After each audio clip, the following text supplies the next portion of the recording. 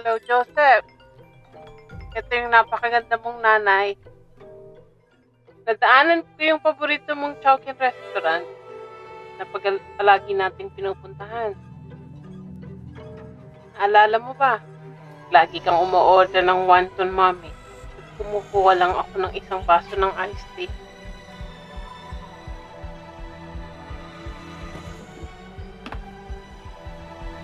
Kamusta na kayo ni Rosie? Okay naman sana kayo. Kumakain ka ba lang mabuti? Huwag mong papabayaan ang sarili mo, ha? Kami ng mga kapatid mo, nagluto ako ng paborito mong sinigang. Naalala ko na lagi mong tinitira yung maliit na karne para sa mga kapatid mo, para di sila umiiyak. Mapagbigay ka talaga. Gusto mo ba na magpadala ako ng pagkain Pinoy? Yung mga pagkain na wala dyan sa UK? Lahat ng mga kaibigan mo dito nagtatanong kung anong ginagawa mo. Nagbibiro nga sila na nahihirapan ka daw sa baluktot mong Ingles. Sila naman, ganun pa rin. Baluktot pa rin naman kung magsalita ng Tagalog. Siya nga pala, salamat Joseph. Maraming salamat sa pagtulong mo sa amin. Malaking tulong ang mga perang pinapadala mo. Pambayad sa eskwelahan ng mga kapatid mo at para sa mga gamot ko at sa mga panggastos namin. Joseph, hindi mo pinapasok ang iyong sarili sa anumang mga problema. Iwas ka sa gulo. Huwag mo abusuin ang katawan mo sa sobrang pagtatrabaho. Pahinga ka rin, ha? At unti-unti, mararating mo rin yan yung mga pangarap mo. Basta tiis-tiis ka lang.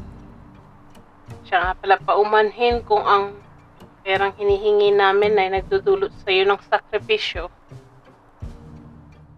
Alam ng lahat sa bahay na nagsusumikap ka diyan. Hindi nakikipag-party, alak at droga tulad ng mga ginagawa ng mga ibang mga bata. Huwag kang makakalimot kung saan ka nanggaling. Alam ko na ang bagong buhay mo diyan ay napaka pananabik ng maraming oportunidad.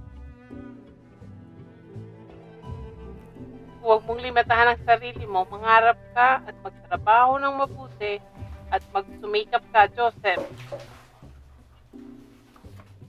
Pero kailangan mong ipangako sa akin na hindi mo kakalimutan ng mga taong nagmamahal sa'yo. Kahit anong desisyon mo. Laging tandaan mo na mahal ka namin at anumang mararating mo sa buhay. Kaya pala tumawag ka naman pag may libreng oras ka. Nag-aalala ako sa iyo pag hindi mo ako nababalitaan at ng kalagayan mo diyan.